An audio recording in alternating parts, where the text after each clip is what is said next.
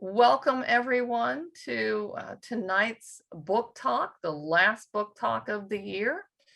So welcome to our last program of 2021. We've been together for a good while here this year. Seen a lot of different authors, and I feel like I've learned a bit over this past year from our various authors.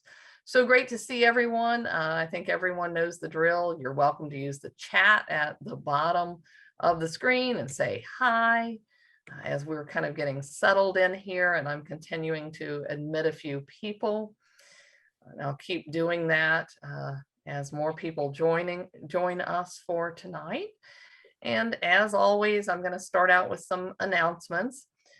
My name's Kelly Hancock. I'm the Public Programs Manager at the American Civil War Museum here in Richmond, Virginia.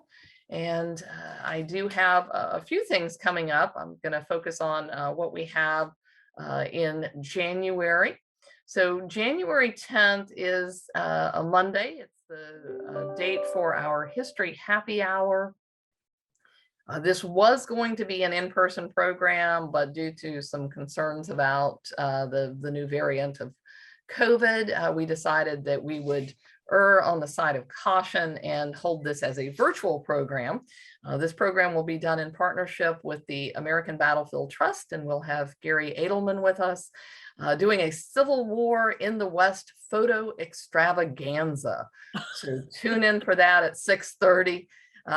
Hi, Larry. Good to see you there. And so that's January 10th. And then January 16th, we have a book talk with Michael Block. The Carnage Was Fearful, the Battle of Cedar Mountain. And this will be Thursday, January 16th at 6:30. So that's what we have coming up in January.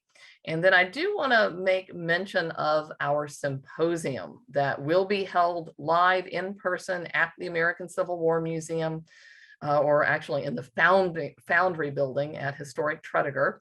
This will be on January 19th. It's a day-long symposium starting at 9 and running through 4:30.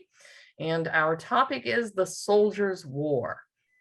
And we'll have with us Pete Carmichael, Leslie Gordon, Lorian Foote, Holly Pinero, and Jonathan Jones talking about various aspects of what it meant to be a soldier during the war.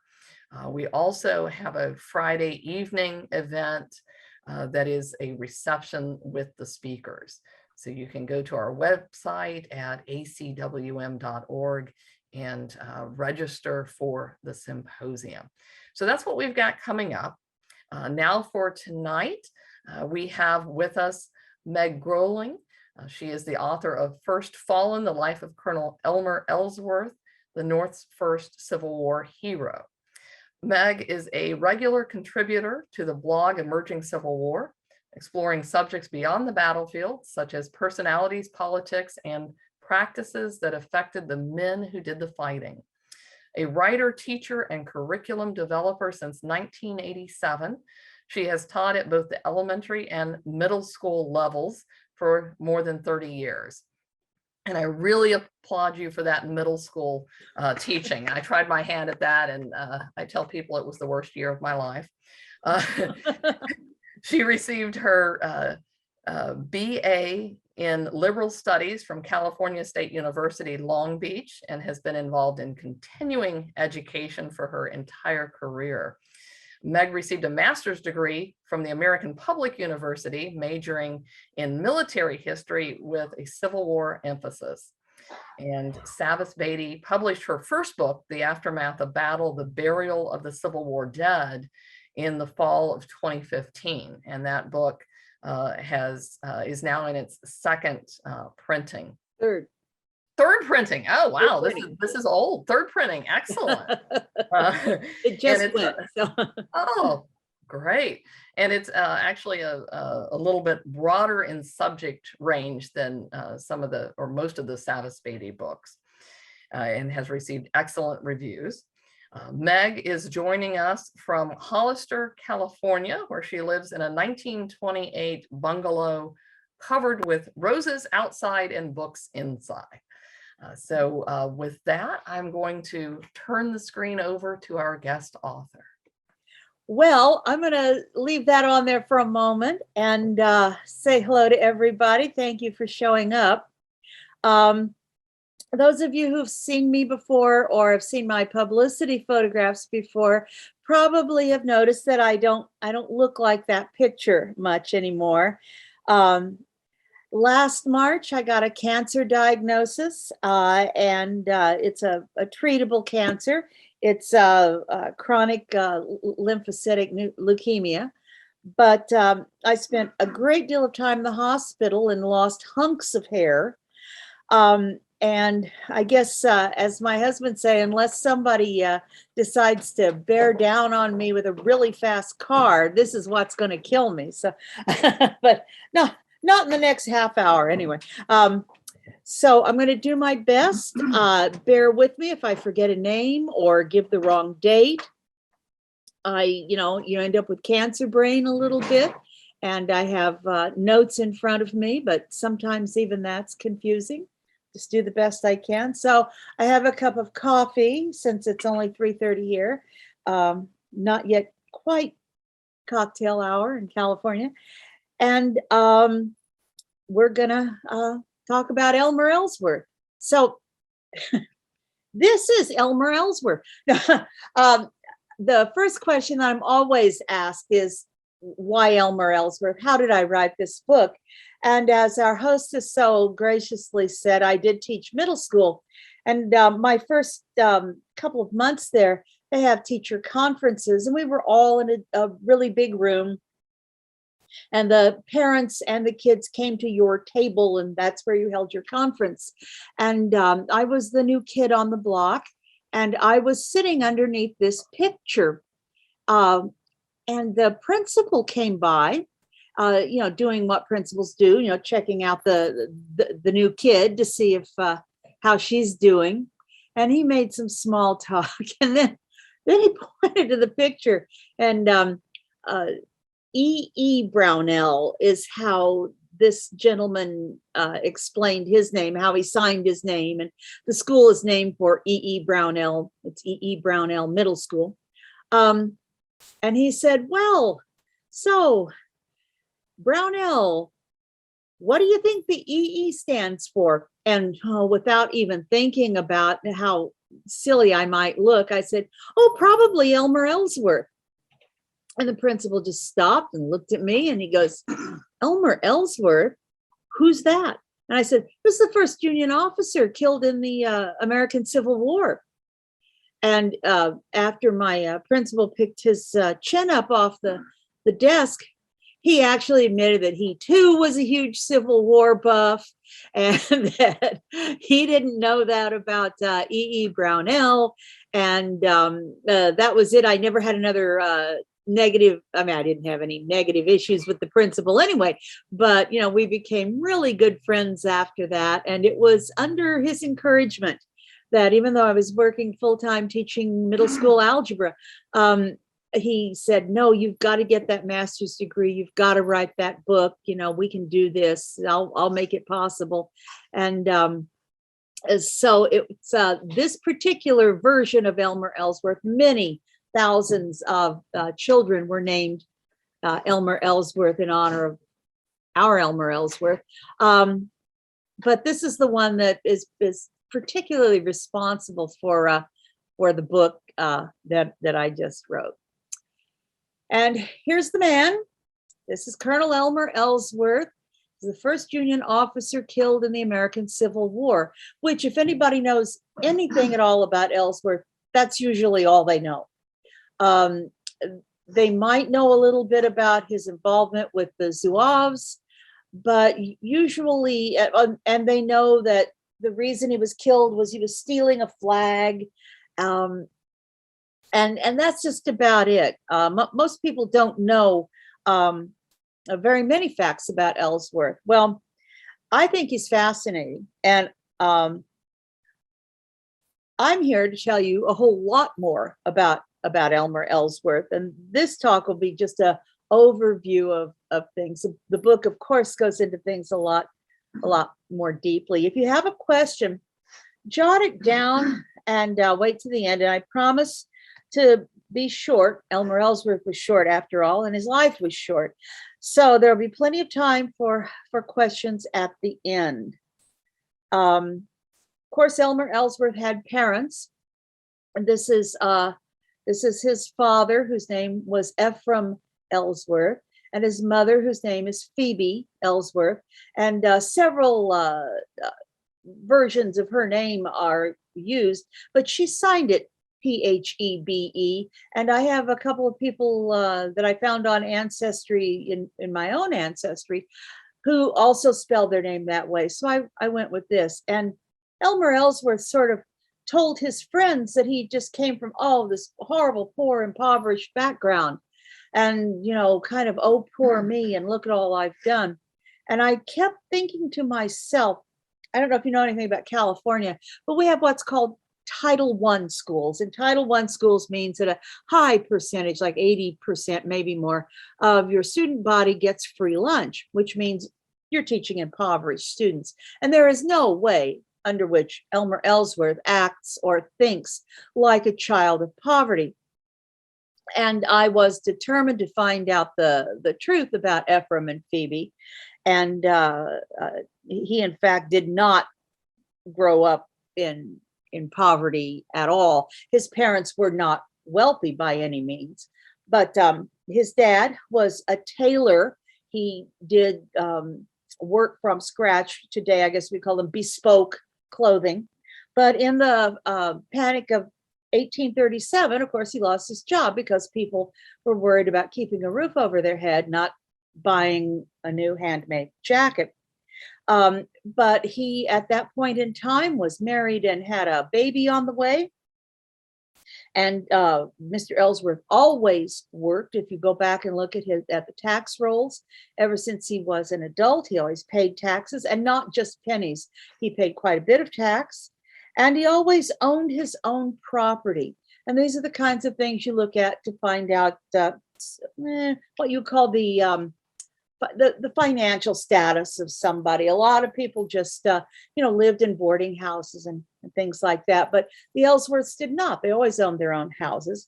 And the house that you'll see in a moment is next to, well, not next to in the sense of the 21st century, but several parcels over, the Robert Sears family lived. And Robert Sears was a very well-known, very wealthy man. His kids played with Elmer and his brother Charlie.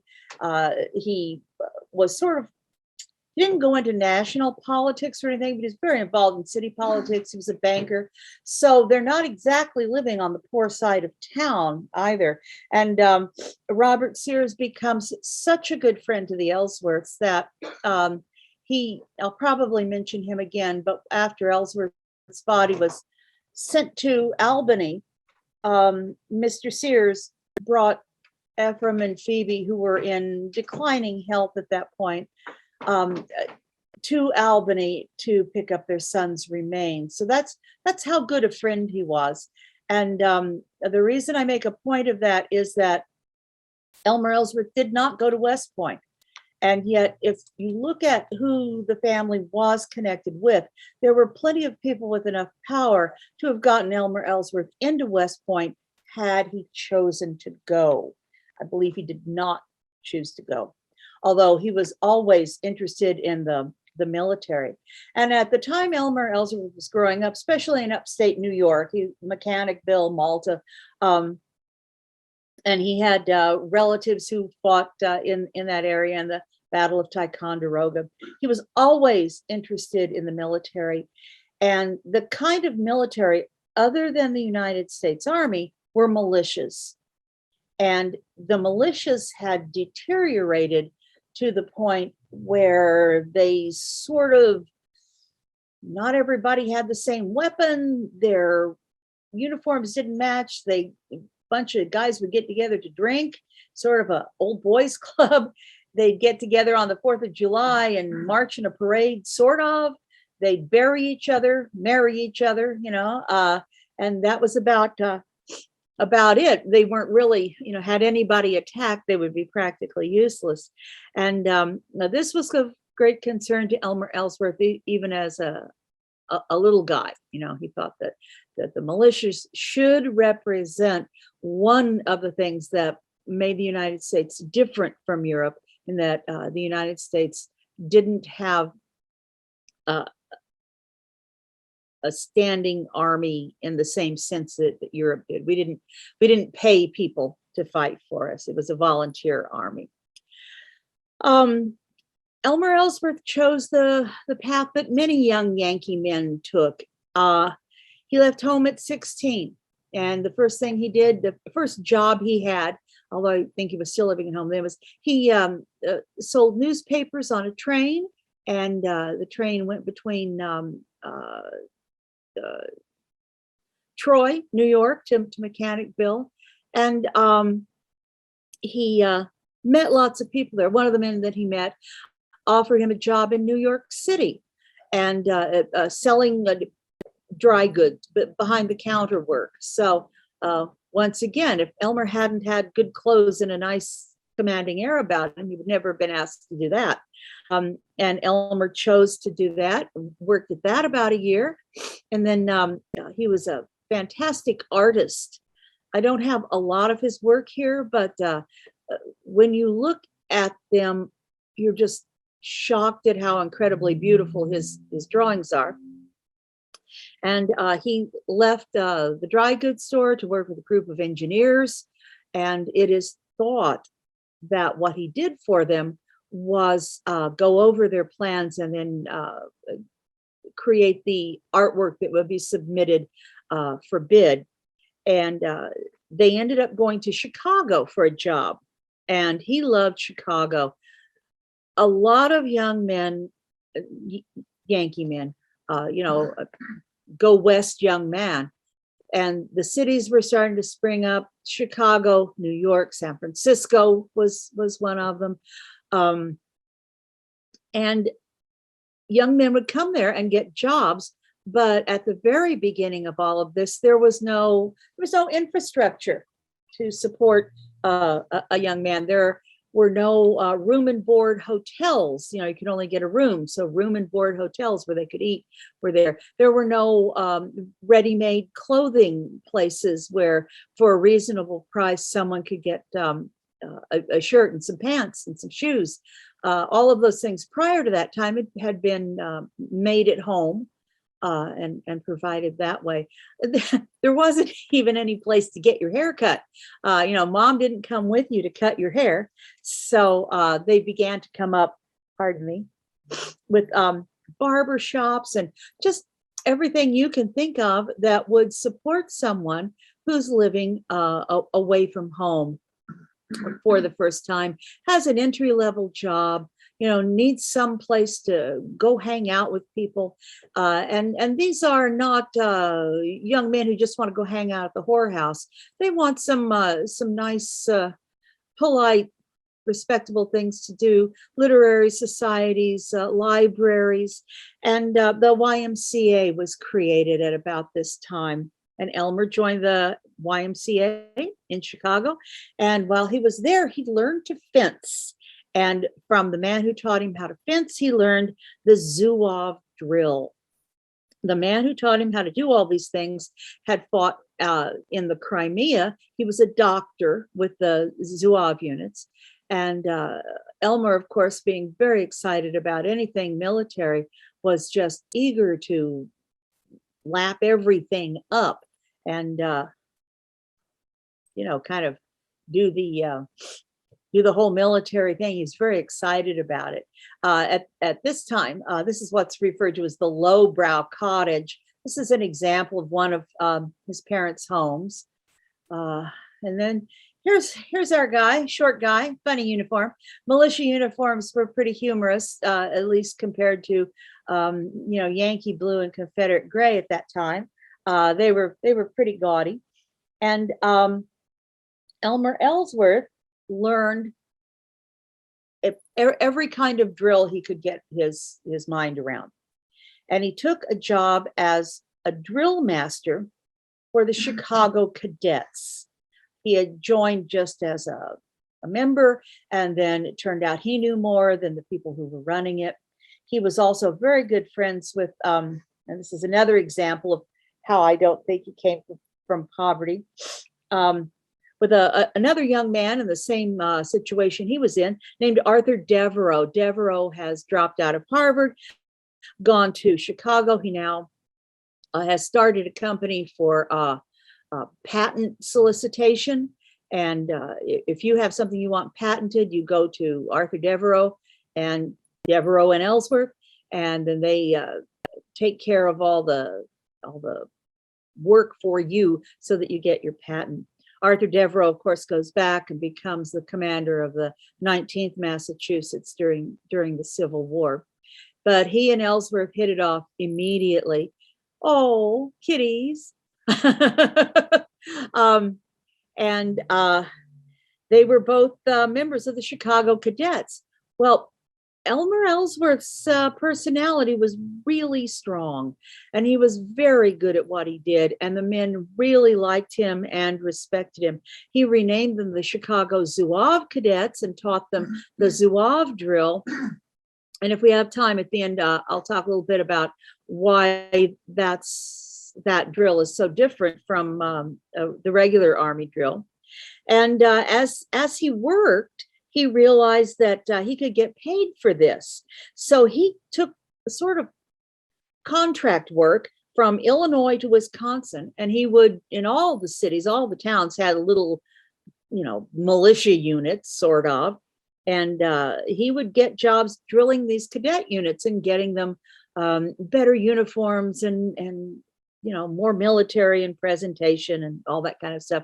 And he started to become very famous. And this was from Springfield in Illinois, all the way up to north in Wisconsin.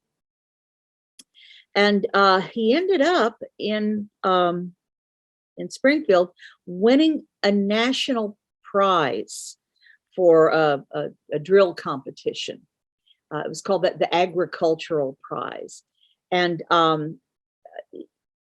even though that sounds like a really kind of sounds like a big deal, but it was a big deal for them at that point. But he hadn't had too many competitors. So he said, well, I'm going to challenge any drill team, and I'll put the colors, that we've won.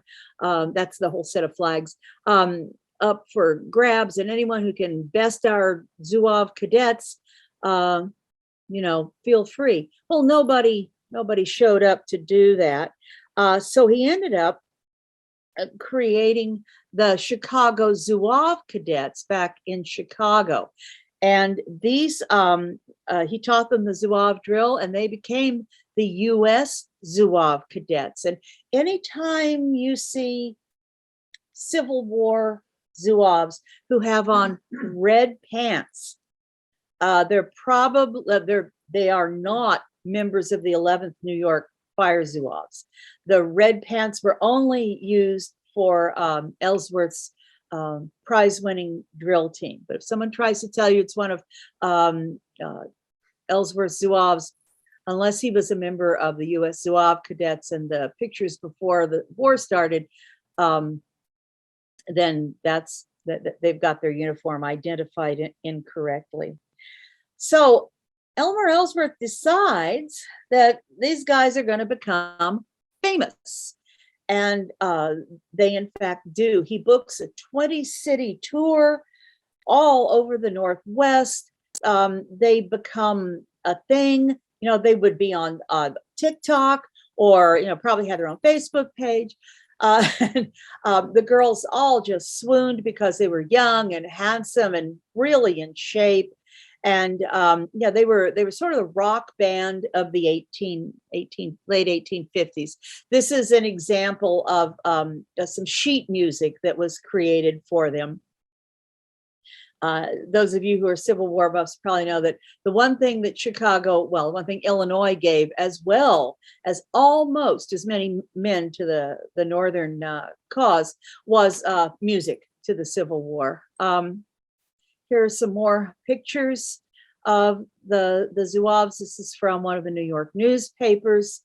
And and their 20 city tour included every big city. It also included West Point. There's a really good story about that. They performed in front of President Buchanan. And at West Point, when they came to perform, they did their Zouave drill. And it just happened that Hardy and Winfield Scott were there to observe them do their drill. And Winfield Scott says, no, it's, we could do better. And of course, Hardy is like, well, I don't think so. These guys don't even know how to do real drill. Well, the moment Elmer Ellsworth, I think he was getting his men off the field, and somebody whispered in his ear that, the generals don't like it. They think that you're gonna, that you can't do the drill. Ellsworth halted his men immediately, turned them around on a dime, sent them back out to the parade ground, and did both Hardy and Scott's basic army drill. And of course, as Ellsworth was wont to do, did it perfectly.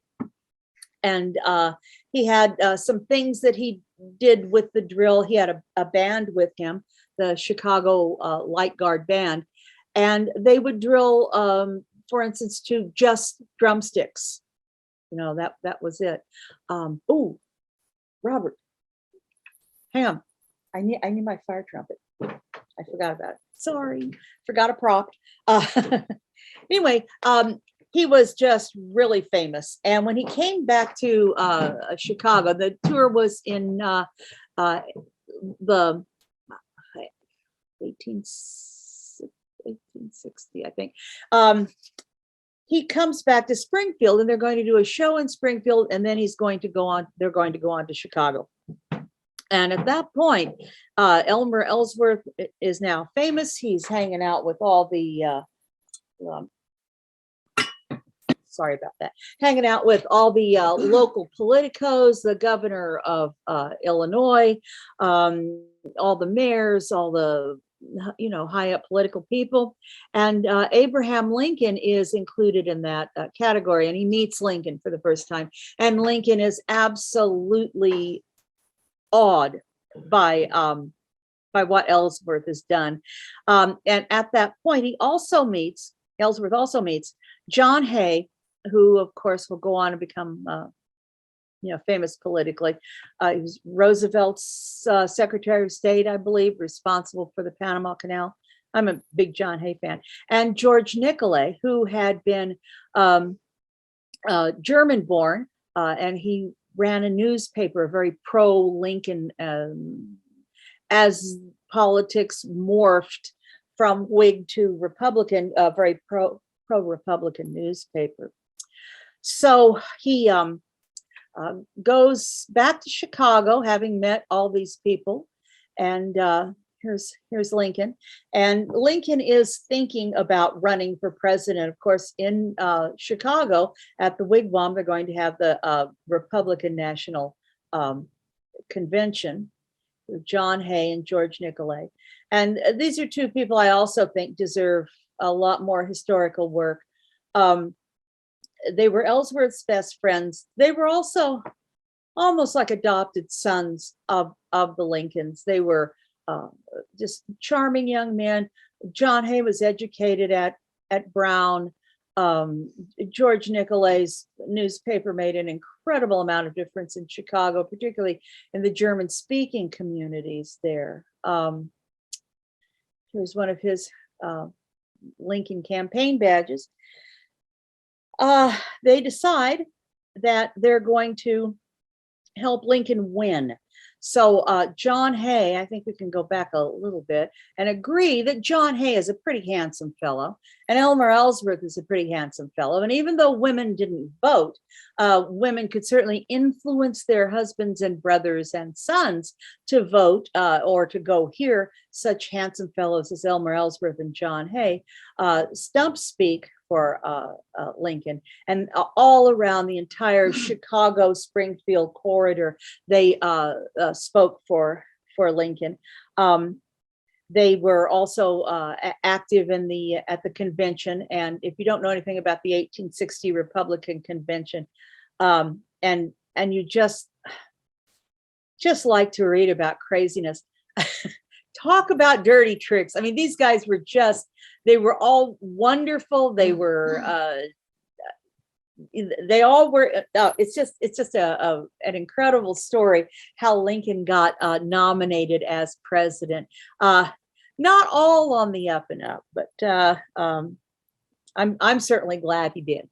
And the other thing that Ellsworth was doing at that time was when he had gotten back to Chicago, he sort of gave his militia group, the U.S. Zouave Cadets, to the governor of Illinois and said, this unit needs to be your model for the reorganization of the state militia of Illinois.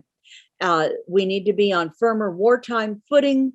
And he wrote this act for the reorganization of the militia of Illinois and presented it. One of my favorite things about this is you see the fly specks on it, so you know it's old. He presented it to the state legislature, and it up to the point where he could follow it through was adopted at every point. It did not get all the way because, of course, states started seceding, and this sort of became a moot point as to what they were going to do. Sumter was an issue, and so it sort of got abandoned when Ellsworth left Springfield. He was on the inaugural express with the Lincolns. Another thing that he did, there was some confusion as to whether or not Elmer Ellsworth, who was studying law with Lincoln, ever passed the bar. And it took me a long time to get the research for this book done. And one of the things that I can point to as a good thing about that was not too long ago, the people in Springfield found boxes that were rotting. I guess they had mold and things like that on them. And they were, in Illinois, you pass the bar, and then the state of Illinois offers you the opportunity to practice law. And then you accept, by signing, you accept that opportunity to practice law. And they found boxes and boxes. I mean, everybody from Michelle and Barack Obama, all the way back to like Oliver Wendell Holmes. I mean,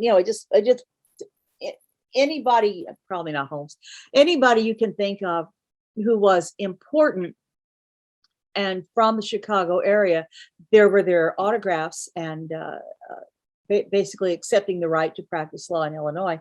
And they did, in fact, find Elmer's signature. So yes, he did pass the bar. Lincoln was a good enough teacher to get him past the bar.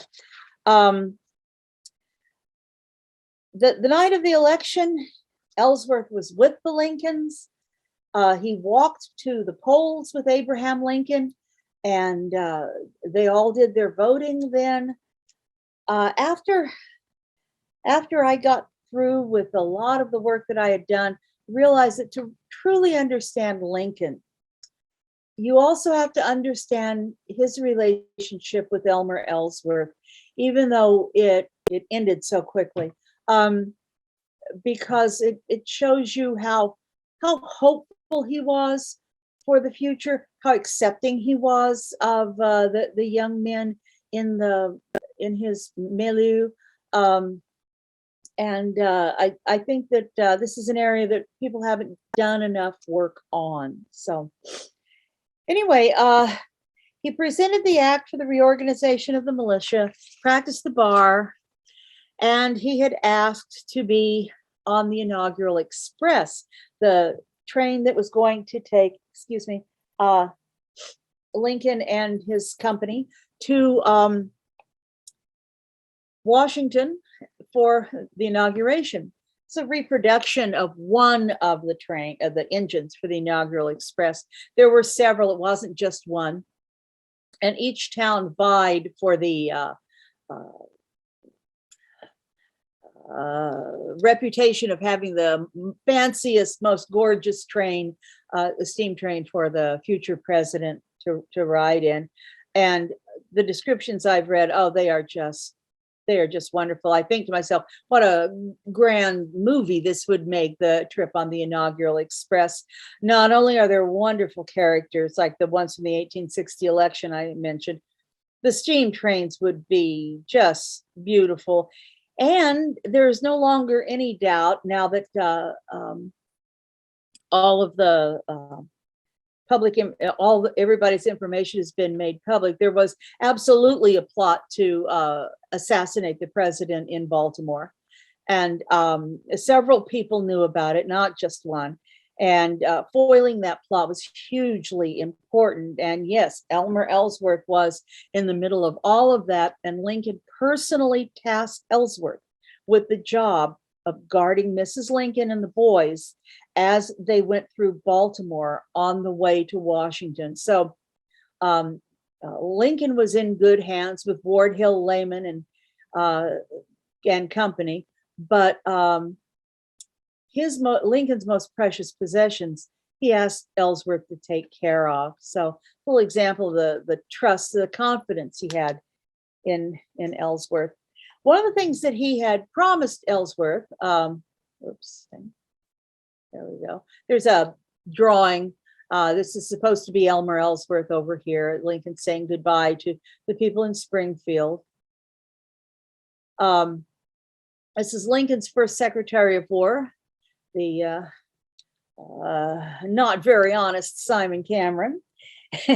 And one of the things that Lincoln had done was promise Elmer that he could have a job as major of militias when he got to Washington, D.C., that he could join the army as a major of militias. Well, what the problem was, Lincoln had never been in the army, neither had Elmer Ellsworth, and they just were ignorant of what had of the way the army did things. You can't just cherry pick someone and put them in as an officer when you have people who've been in line to be officers for years and years and years.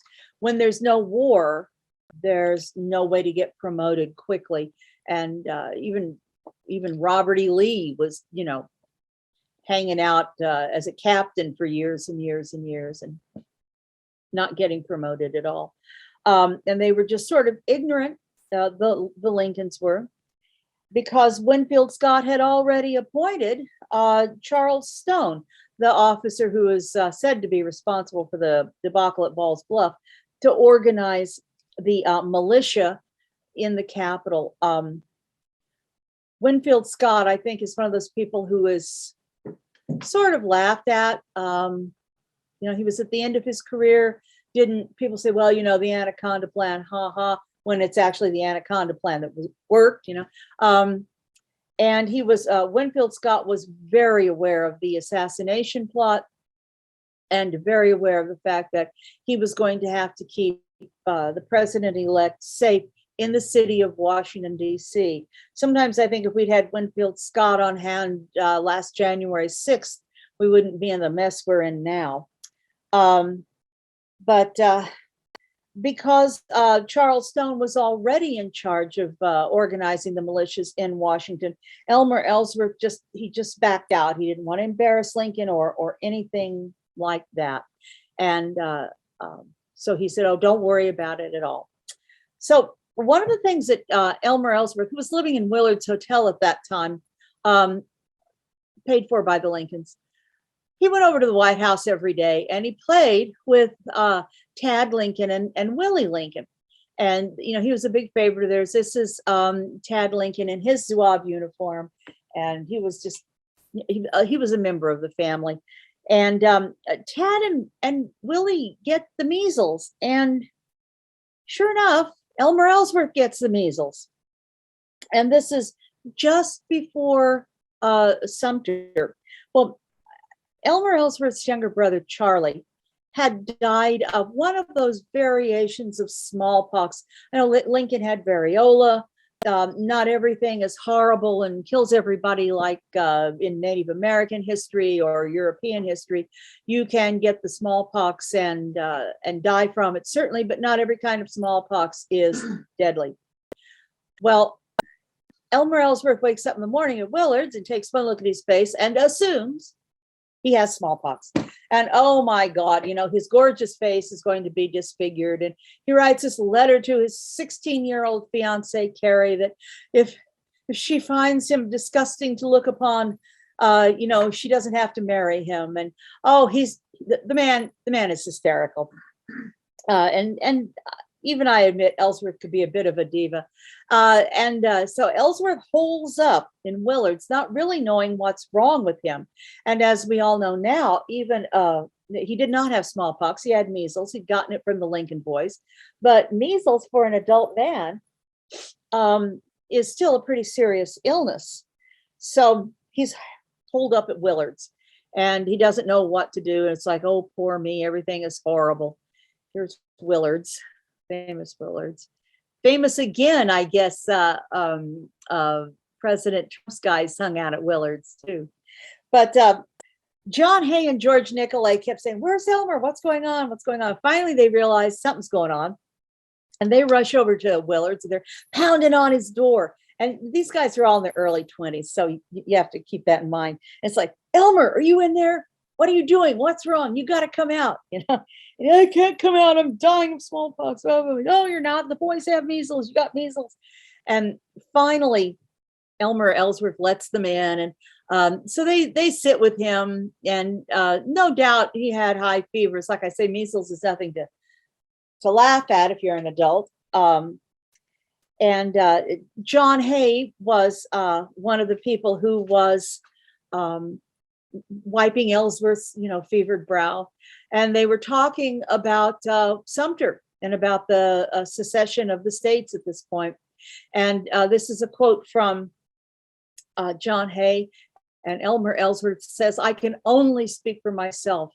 I have a great work to do to which my life is pledged. Yet I could ask no better death than to fall next week before Sumter. You will find that patriotism is not dead, even if it sleeps. People have asked if Ellsworth had a premonition about his death. I think this is one of the first indications that, in fact, he might have. So, of course, a couple of days later, Sumter falls. And a couple of days after that, Lincoln calls for 75,000 troops. And Elmer Ellsworth drags himself out of bed and drags himself to the White House and gets a letter from Abraham Lincoln to go to New York and raise a regiment for the Union Army. And Ellsworth, who has worked with fire regiments in Chicago, fire units in Chicago and different places there, he really wants to recruit firefighters in New York. Horace Greeley, knowing Greeley with a letter from Lincoln in your hand gives you entree into any office in New York. And Greeley, gives him tons of publicity. And Ellsworth tells him, I want the New York firemen. There are no more effective men in the country, and none with whom I can do so much. They're sleeping on a volcano at Washington. I want men who can go into a fight now. And this is based on the idea of the way firefighters fight. And firefighters can fight as a group, where they all work together, and they each have individual jobs. But as soon as they finish that job, then they are trained to look around and see what else needs to be done. And either they grab somebody and go to them, or they go on their own, and they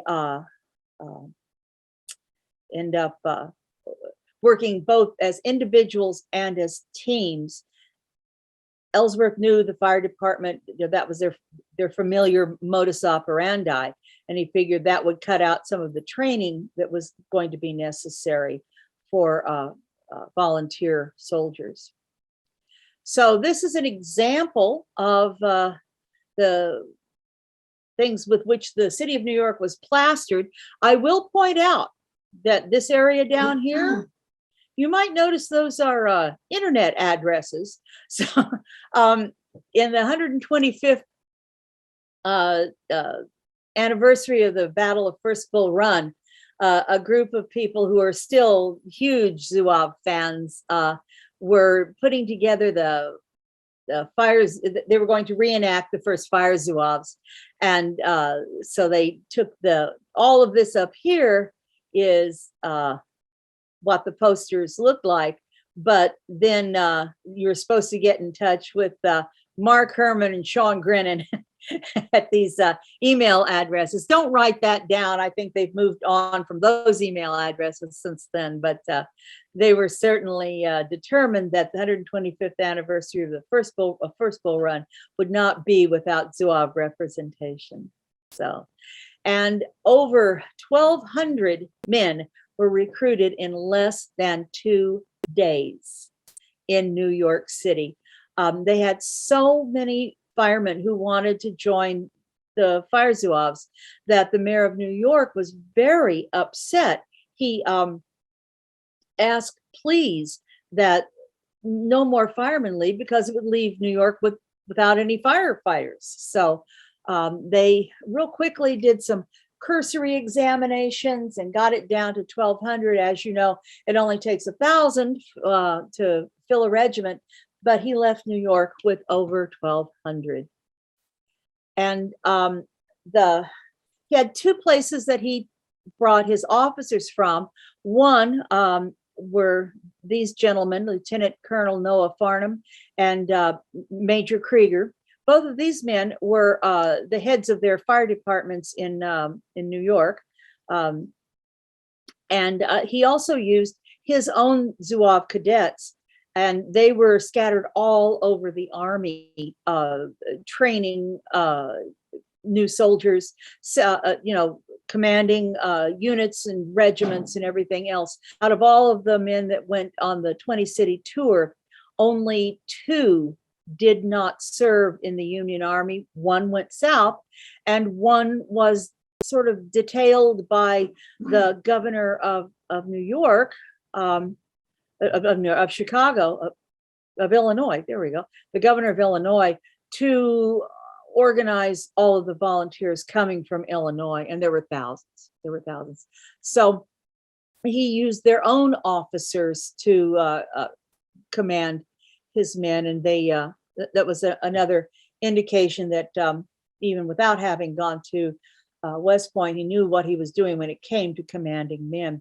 Lieutenant Colonel Noah Farnham, the gentleman in the middle, is the one who takes over for Ellsworth after he's killed.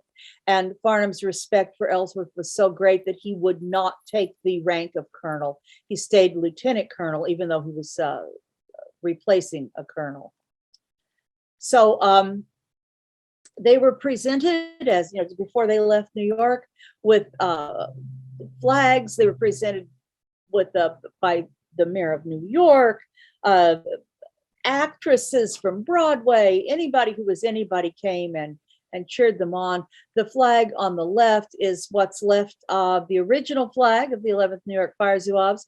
And the gentleman that I talked about who started the reenactment group, one of them actually embroidered this beautiful flag for the reenactment, and that's their the one they also used for the 2011 sesquicentennial.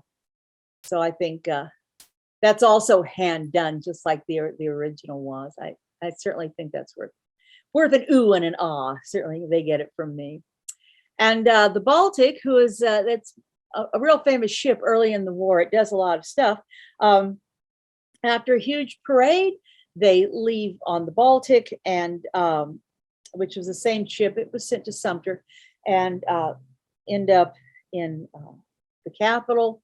The 11th New York arrives in the capital, and this is Elmer Ellsworth was attired in a uniform of sky blue trousers, bloused over white leggings, short red jackets, topped by an Egyptian fez, complete with tassel for headgear. The regiment is one of the best drilled outfits in the city today.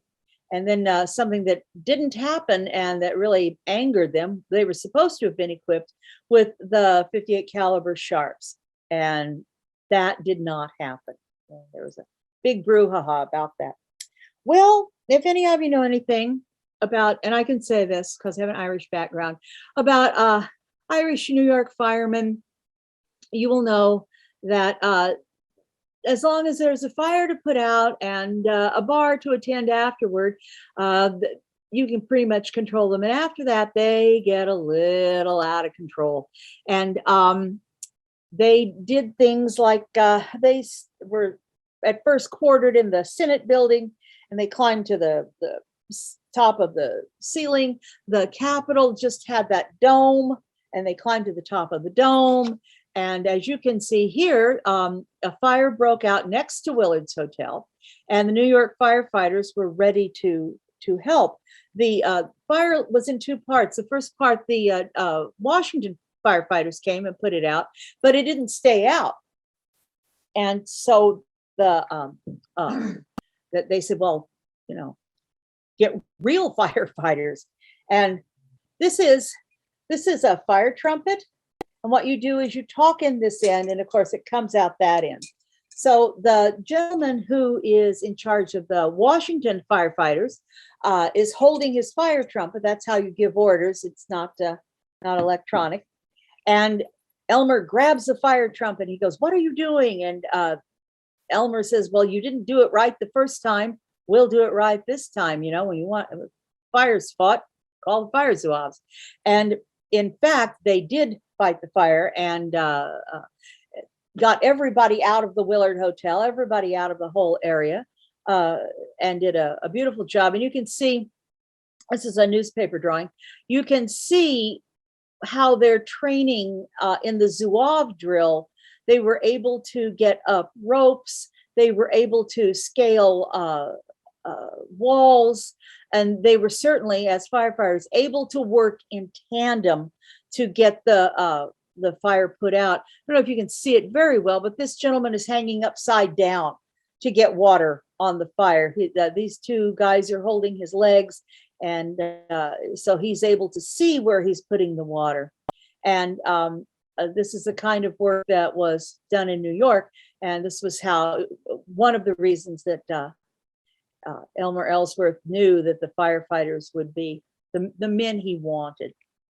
So one of the problems, along with the bad publicity that happened before this fire, was that Elmer Ellsworth was referred to as a singularly attractive man, and he was 5'6", and that's not that short, especially for that time period, but he wasn't a big man either. He was, I kind of picture him sort of like a gymnast, in the way that he looked. And they kind of made fun of him.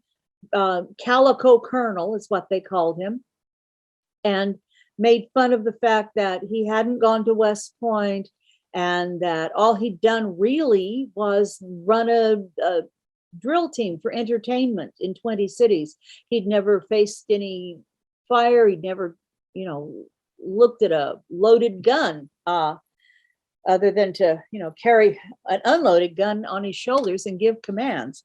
So he was very, very sensitive about all that bad publicity, and very glad to have had the opportunity to put out the fire next to Willard's, put everybody back in everybody's good graces.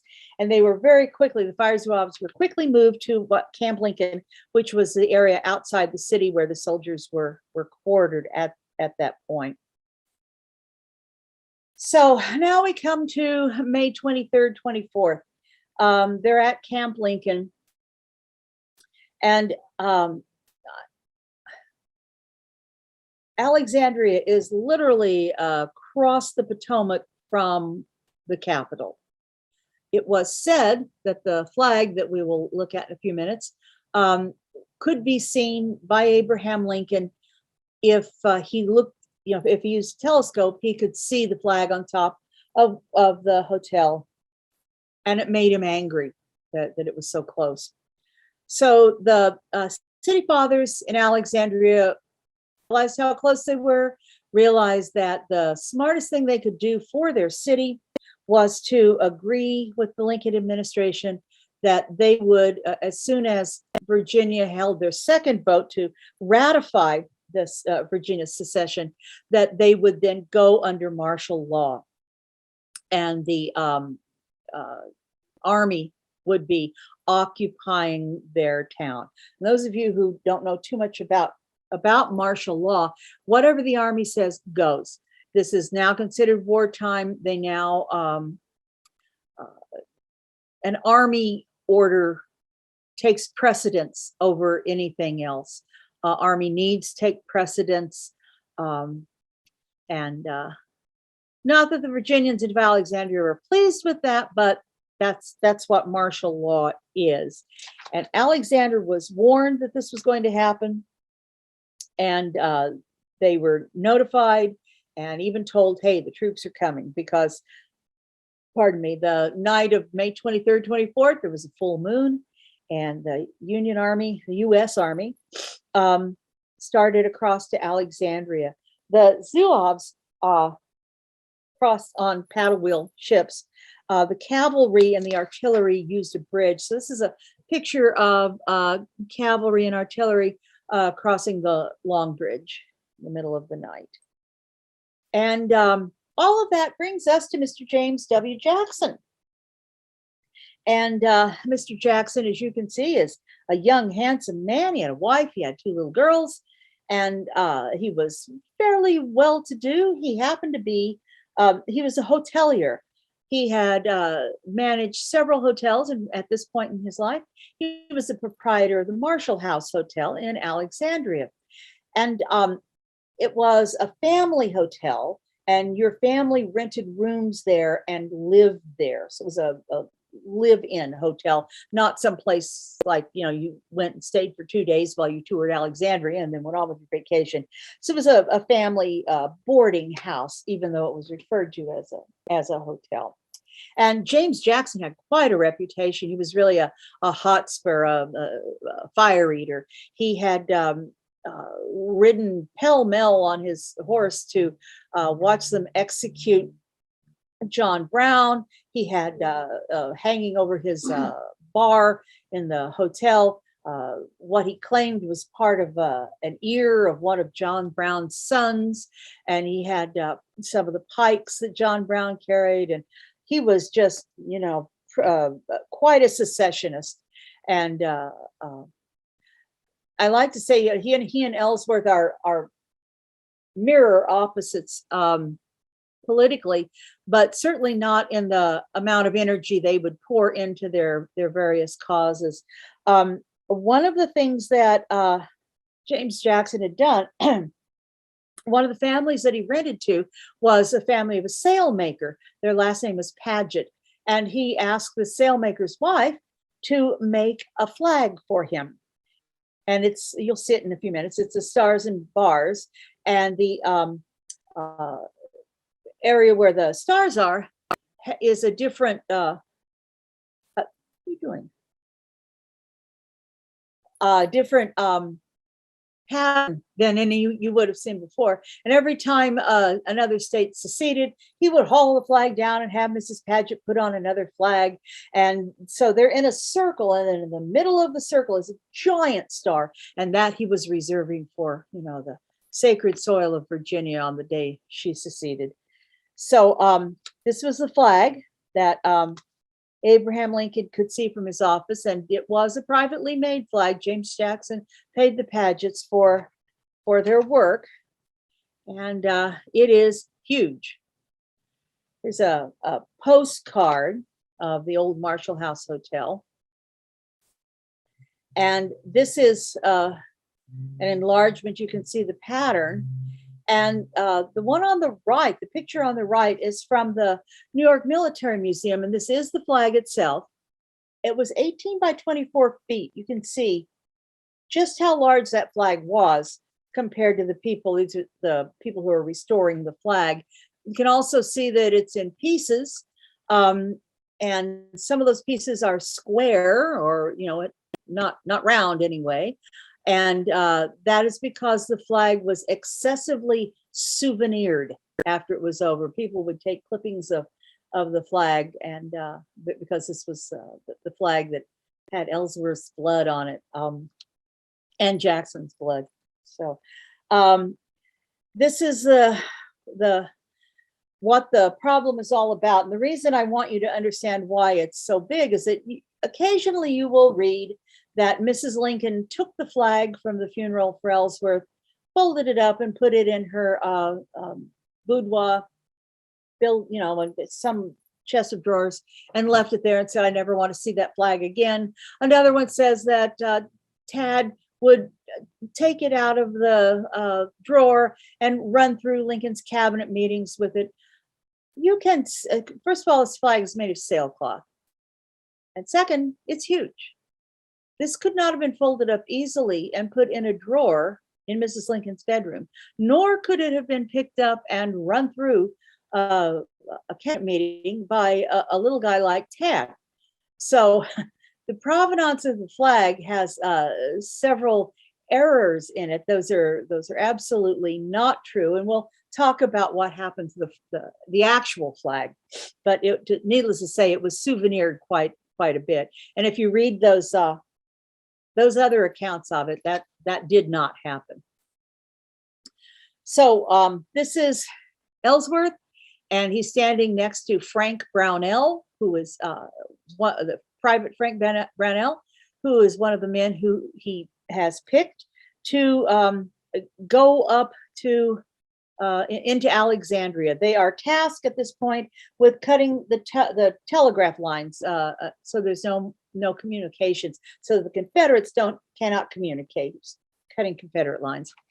And he picked a small group of people, some of his soldiers, and a group of people who wrote for the newspaper, a group of reporters. And they leave the landing where they've gotten off the boat, and they march not very long at all, a block or two, into downtown Alexandria, and they're on their way to cut the telegraph lines. And they march down King Street to the corner of King and Pitt, and they pass the hotel. And Ellsworth looks up and sees the flag, and he has seen the flag from Lincoln's office with the telescope. And my favorite version of the story, there are several, is that he looked up and saw the flag, but he knew he'd been ordered to cut telegraph lines. So he goes a little further, and then he stops and he looks up at the flag again, and he says to the men that are with him, that flag must come down.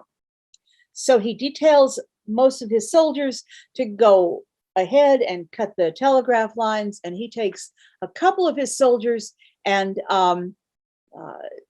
most of the reporters and starts back toward the Marshall House.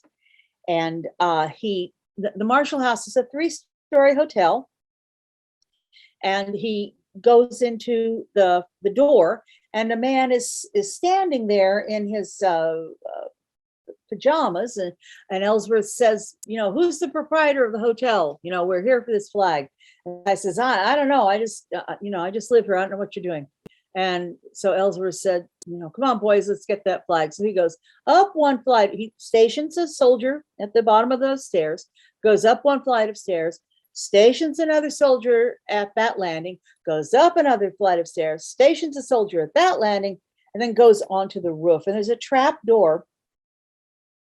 And that's how they get to the flag. They cut the halyards down, and the flag drops, and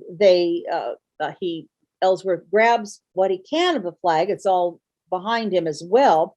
And they start down the stairs. And this is the cover of my book. And also, I think I've seen this in person, and it's just a stunning painting. Alonzo Chappell was a 19th century painter, a military painter. He did a lot of work, Rev War work, but the death of Ellsworth is just incredibly famous.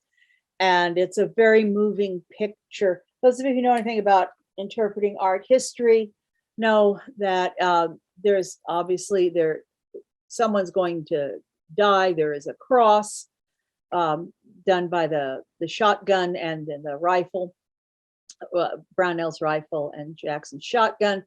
And then there is a dead man in this, even though Elmer's eyes are still open.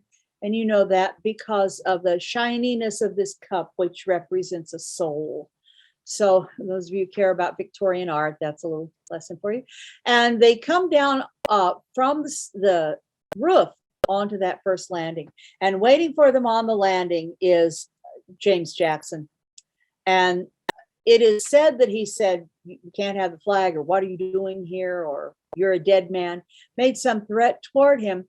He's carrying a double-barreled shotgun, and he doesn't have, he has a solid shot in it, not buckshot.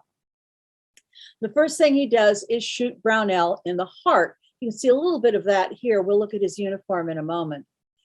At that point, Francis Brownell takes his rifle and pushes the shotgun away. The second second bullet is discharged, and it goes up into the door frame, which is back in over here. And at that point, also Brownell shoots Jackson, and he's not sure Jackson is dead, and he bayonets Jackson as well. So within seconds, there are now 2 dead men on the landing of the Marshall House Hotel. And everyone is shocked. I mean, it was almost instantaneous. Things happened almost at the same time. And the North, of course, after they move, they leave Jackson in the hallway. His wife comes out and is with him, and she's hysterically crying, but covering his face. And the Zouaves that are with him carry what's left of Ellsworth's body into an empty bedroom. It's just a made bed, but it's not rented. And they wrap Ellsworth in the flag. Then at that point, they make arrangements. His remains are brought back across the Potomac, and he lies in state. I don't know if you really call it in state, but his body lies at the Navy Yard.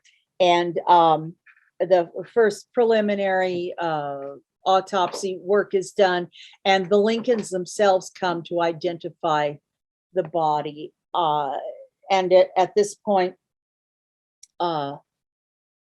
say that the entire Northeast is shocked that somebody they might have seen the summer before in the 20-city tour, somebody they knew of so well, such a beloved friend of the Lincolns, was in fact dead.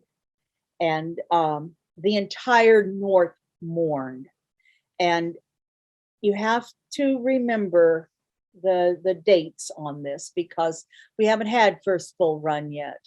This is the first death of somebody that the New York could claim knowledge of, claim love for, affection for, that they've had to deal with in what we know will become a torrent of blood later on. This is a Private Francis Brownell. He was the man who killed Ellsworth. And he is standing, this is taken, it's a studio work, and he is standing on the flag itself, so you can see how huge the flag is. And Brownell has a mourning ribbon tied to his arm. People have said, well, look at that, what a beast he is. He has his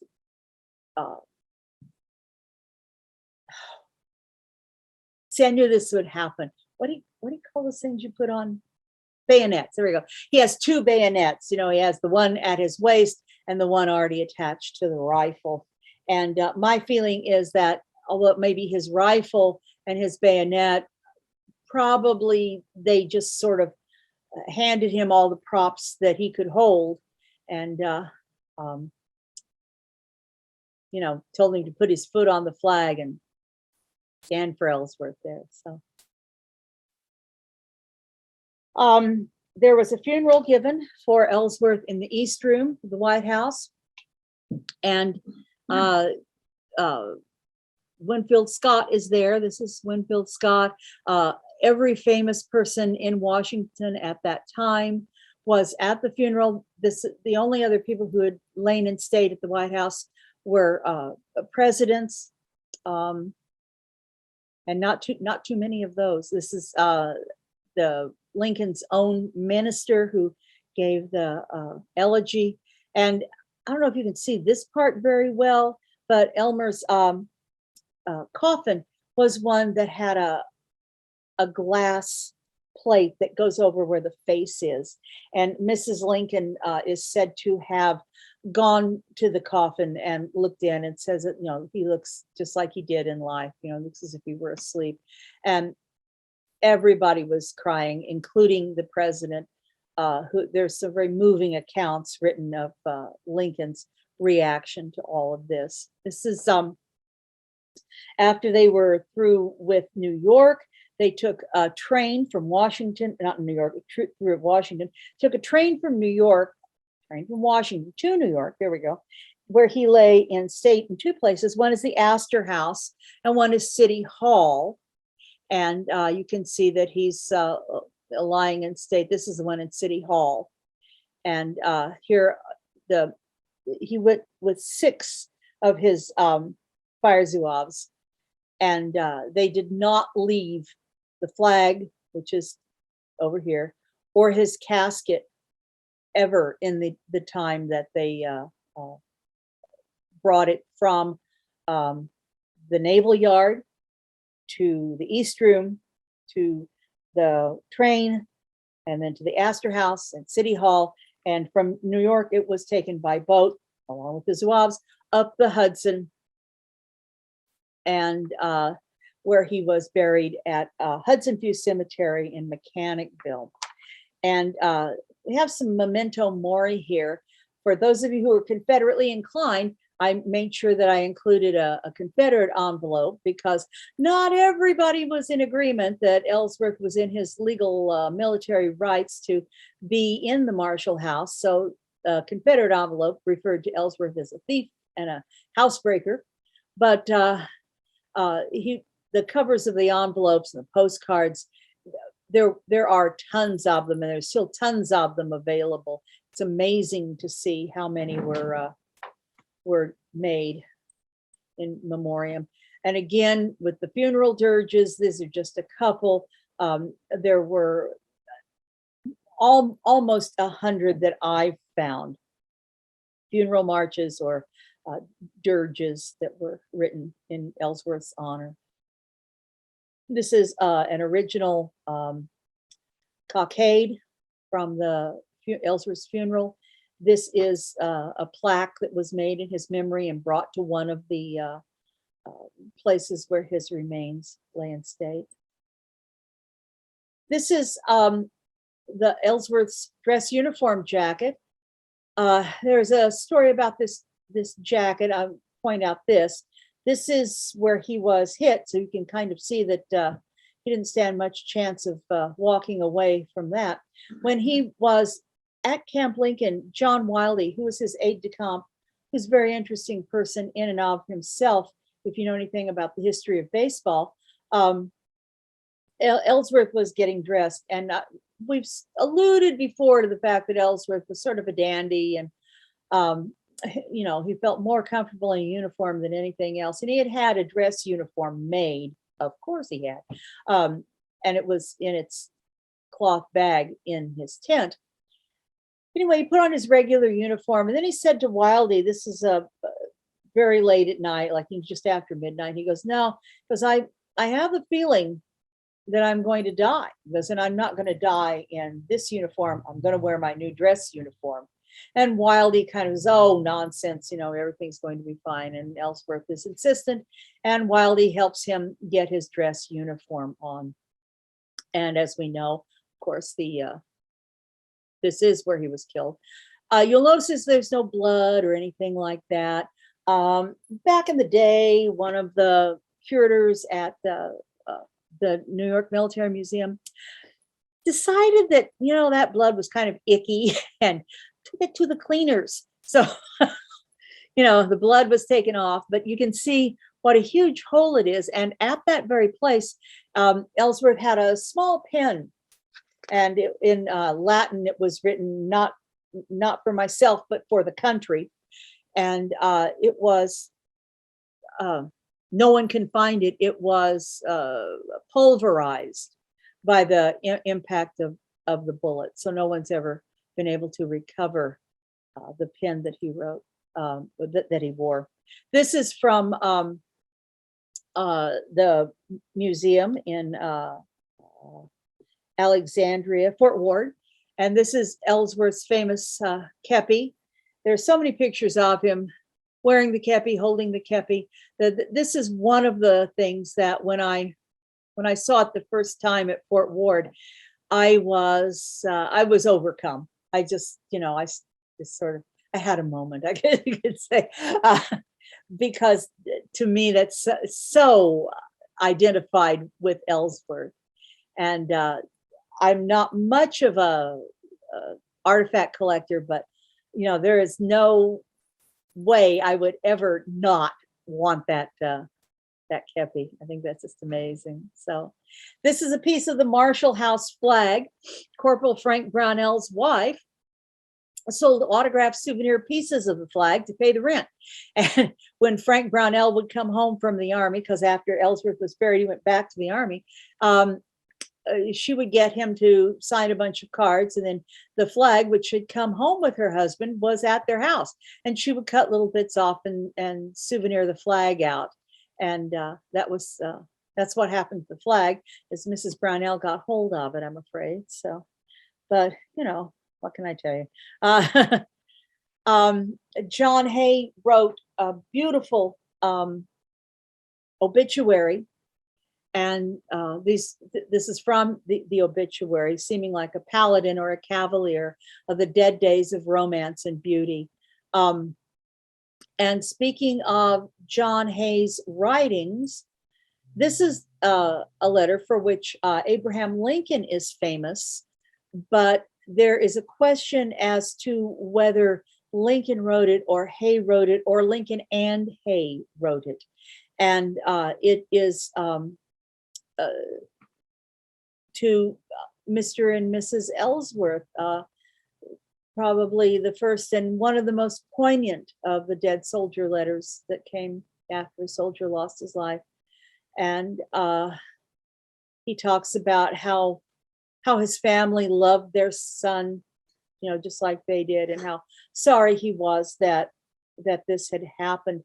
This is at the Huntington here in California. So, but there is no one is really sure that Hay's gentle hand and eloquent words are not scattered on this letter. So this is Ellsworth's grave at the Hudson View Cemetery in Mechanicville, New York, upstate New York. And I saw it, this is one of the pictures, this is how it looked when I took a picture of it. And it was the middle of summer, although it was a nice day.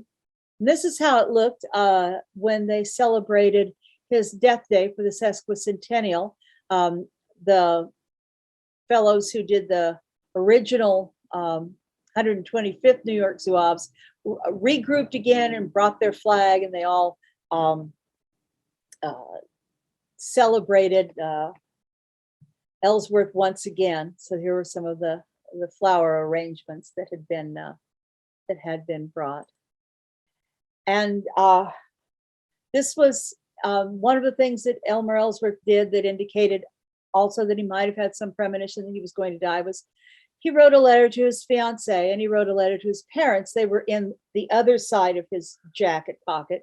And the words that were on his parents' letters: "He who noteth even the fall of a sparrow will have some purpose, even in the fate of one like me." And this is probably about how Ellsworth's grave looks right now. And when I was there, it was summer, and I come from California, so I've never really thought about sounds that we don't hear in California that you hear in the East. But the cicadas were singing Requiem for Ellsworth the day I saw his grave. It was very, very poignant. And the trickle of blood that was Ellsworth's became a torrent. And on July 21st, at first full run, and at that point, Elmer Ellsworth sort of fell from the news and was replaced for the next 4 years by, dead soldier after dead soldier after dead soldier. And I say in the book that he may have been the first fallen, but the last fallen was Lincoln himself. And that is my presentation. What does the word Zouave mean? It's sort of a British version of an African word, which it's like Zouave or something like that. Okay. And it refers to the North African African troops that fought in the Crimean War. And even when McClellan went on his trip to look at the Crimean War, he was very impressed with the tactics that the Zouaves used. The best illustration I can use, one that most of us have seen of Zouave tactics, would be this, and kind of picture this in your mind. In the 1920s, when movies were first being made, they were jerky. And no matter how serious the topic, you tend to laugh at the movie. So picture one of those where a group of men dressed in Zouave uniforms is sort of making the county fair circuit. And they have a little stage on which they perform some Zouave drill.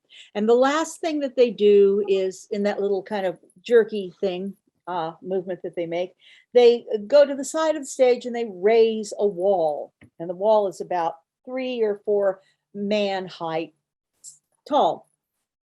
And one person stands there, and another person with his hands cupped, and another person puts his foot in the hands, and they basically build a human wall, and everybody goes over the wall, and the last person that goes over the wall is pulled up by the butt of a gun.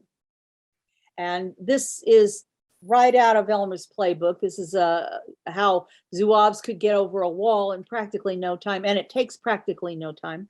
And I keep thinking I should, if I ever do a talk about the Zouave drill itself, it would be really great to show that, except they look funny.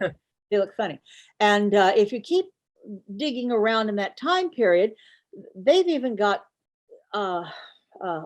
Oliver Hardy in a group of Zouave cadets doing drill. So, and I thought, I just can't do that to Elmer. I can't show this, funny thing, right?